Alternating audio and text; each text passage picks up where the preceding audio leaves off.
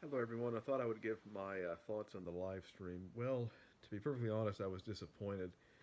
I didn't really get a lot of engagement or interaction.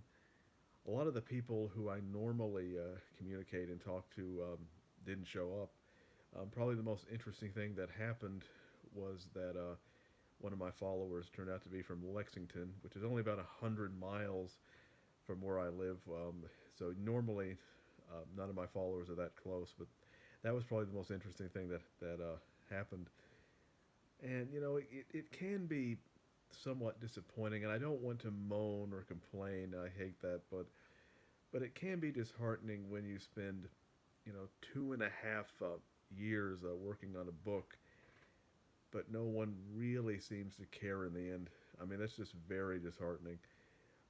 So far, I've only sold around one copy of The Ecstasy and the Ignominy, which was purchased by Miles Knight, who is probably my greatest fan. He's the only person I know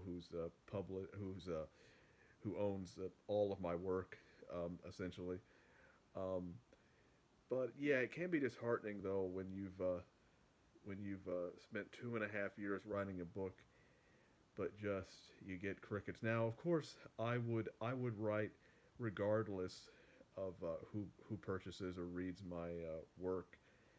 Um, if someone came to me and said that you'll never sell another book again, I would still write.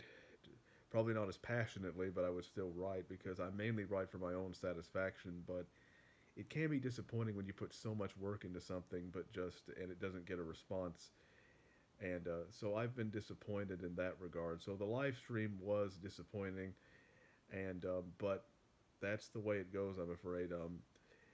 I don't think things should go that way, but they do. And but yeah, it does seem like sometimes, no matter what I do, no matter how what I or no matter how hard I try, everything stays the same. Nothing ever changes, and that is something that haunts me quite a lot. That thought.